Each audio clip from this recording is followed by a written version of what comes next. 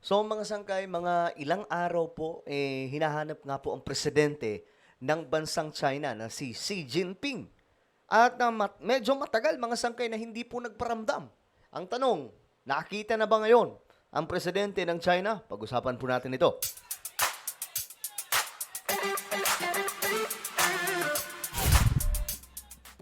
Yo guys, what's up? This is me, Sangkay Janjan. I'm back for another vlog today. So ngayon guys, pandaigdigang balita tayo. Pag-uusapan po natin mga sangkay itong usap-usapan po ngayon sa international kung ito daw pong si Xi Jinping nasaan na nga ba, no? But anyway, before tayo magsimula, paki-subscribe po muna yung ating YouTube channel. Tayo po ay malapit na makarating sa 1.50 malapit na po tayo makarating sa 1.53.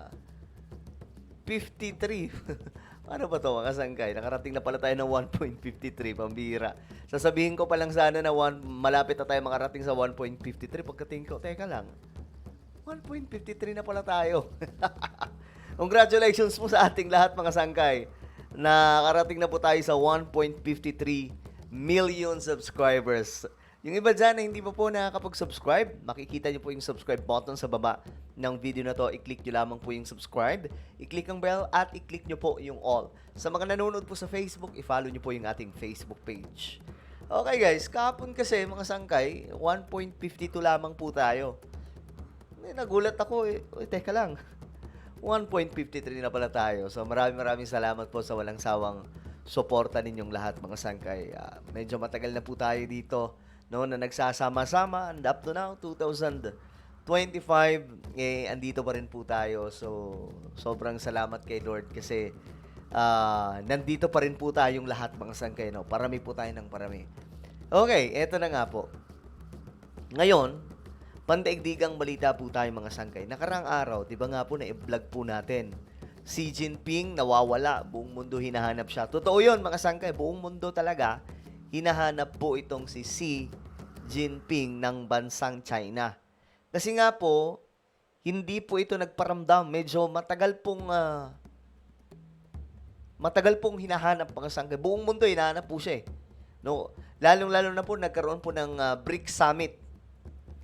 Wala po siya. Absent po siya mga sangkay. Tapos may mga tinanggal pong mga opisyal ng military na hawak niya.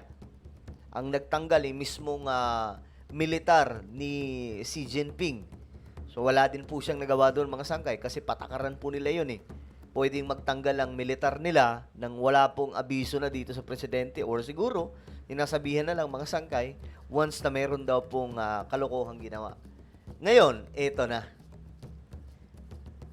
Oh, ayan makikita po natin, 'di ba? China's Xi Jinping missing from public view for weeks.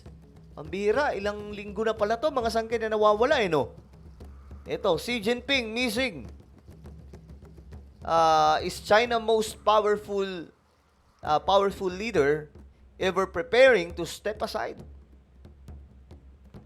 Kanya-kanya na po ditong speculation mga sangkay kasi nga po wala eh.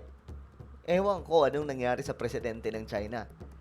Extraordinary dangerous time. Chang fears Xi Jinping now has incentives to do this.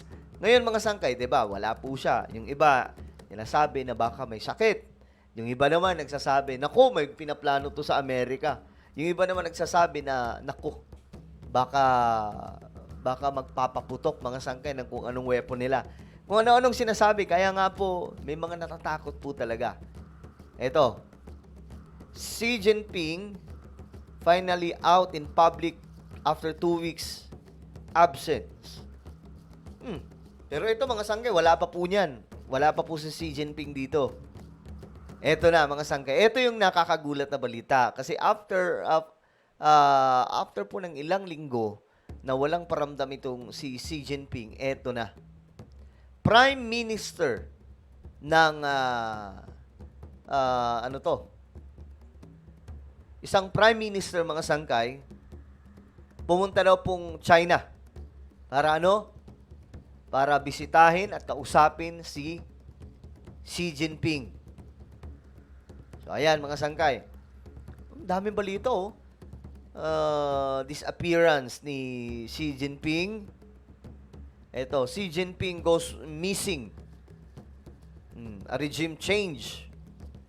So, mayroon pong kung ano-ano pong mga conspiracy theories na lumalabas. Pero ngayon na nga po mga sangkay, eto na. After po ng ilang mga linggo, ito yung balita.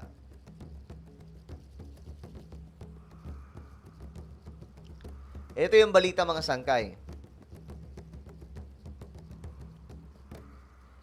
Xi Jinping back in business. So, mukhang nagparamdam na daw, mga sangkay. Pero ba't gano'n? Ba't question mark pa rin, no? Oh, tingnan po natin itong balita, mga sangkay. After being unseen for several weeks, Chinese President Xi Jinping has now resurfaced. So, nagpakita na po si Xi Jinping. Missing the BRICS summit for the first time. Has Xi lost favor with the Chinese Communist Party and the People's Liberation Army? Joining us to share his thoughts is China analyst with the Gatestone Institute, Gordon Chang. At isa pa po, mga sangkay, sa medyo weird. Kasi, yung isa pong mataas na opisyal ng Hong Kong, nagkaroon po ng speech, and for the first time, hindi po binati ang presidente ng China. So, ano meron, mga sangkay? Humihina na ba ang kapangyarihan ni Xi Jinping? His most recent book is Plan Red, China's Project to Destroy America. Mayroon daw pong libro, itong libro, mga sangkay, na sinasabing China's Project para wasakin daw po yung Amerika. Gordon, the CCP's political Yan, siya po yung nagsulat ng book na yan. bureau took steps late last month to lessen Xi's authority, giving him more power to, or actually giving more power to central commissions. And also, he may have fallen into disfavor with some generals within the People's Liberation Army. So, tell us what's happening. Is Xi on the way out? Ito na ang tanong. Siya ba talaga ay lumabas na? Xi Jinping certainly is weakened, Gary, and we can see this most clearly in the Chinese military, where Xi Jinping loyalists are disappearing. Yung mga loyalista daw po ni Xi Jinping, dahan-dahan daw pong nawawala. So up to now, mga sangkay, mukhang hindi pa rin papala ito ata, nagpaparamdam. Now, a lot of people say that Xi Jinping is sacking his own people, but that's probably not true. And the reason is we have seen in PLA Daily, which is the main propaganda organ of the Chinese military, a series of articles from the middle of last year praising collective leadership. That's a direct slap at Xi Jinping, which means that these articles could not have appeared if Xi Jinping were controlling the military, which means it's more likely that Xi Jinping's adversaries are sacking Xi Jinping's loyalists in uniform. So kasi may mga natatanggal po dito mga matataas na opisyal ng military sa China. So ito yung tinatawag na mga ano daw po yan, mga sangkay, mga loyalista ni Xi Jinping. At kapag humina po yung kapangyarihan, maaagaw na po sa kanya yung kapangyarihan, mga sangkay. Now, in the civilian area, the corroboration is not as clear. But nonetheless, there are many signs that Xi Jinping has been weakened, including those regulations on Okay, may mga senyales daw po na mahina na itong si Xi Jinping. Leadership ba ito or mismong physical niya ang nangihina? June 30 from the Politburo that you just talked about. They clearly are limiting Xi Jinping's power. Xi Jinping missing the BRICS summit is a real sign of weakening influence. People think that he could... Okay, yung hindi pagdalo daw po ni Xi Jinping sa BRICS summit, ito yun, mahalaga pong ano yan, mga sangkay, pagtitipon, no? Ng BRICS organization or summit na yan, wala po siya. Isa po siya sa mahalaga dyan. Kasi, alam niyo bakit? Ano itong BRICS? Ito po ay Brazil, Russia, India, China, South Africa. Kabilang po siya dyan. At marami na po ang nagiging miyembro dyan. So ngayon, mga sangkay, bakit sa pinakamahalagang event, wala ang presidente ng China? So mukhang sooner, may pasabog po na mangyayari. No? Kasi hanggang ngayon, wala pa rin po tayong nakikita, mga sangkay, na appearance talaga ni Xi Jinping. could lose his 3 important posts. Some people say he'll be kept on as a figurehead. But clearly, right now, there's a lot of turmoil in the Chinese regime. Nako, And the yari. Chinese regime right now is not stable. Nako. Yung Chinese regime, sa pangunguna po ni Xi Jinping, hindi daw po stable ngayon. So, ano kaya ang mangyayari dyan, mga sangkay? So, hanggang ngayon, hindi pa rin po nagpaparamdam ang presidente ng China.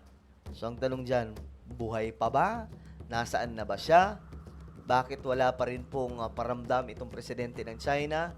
Pero meron daw pong pupuntang prime minister para kausapin siya. Nakasaan na ba ang presidente ng China? Nako, mga sangkay. Well, ano po ang inyong opinion? Just comment down below. Meron po tayong YouTube channel, Sangkay Revelation. Hanapin nyo po yun sa YouTube. Kapag nakita nyo na, i-click nyo po yung subscribe, i-click ang bell, at i-click nyo po yung all. Ako na po yung magpapaalam. Mag-iingat pong lahat. God bless everyone.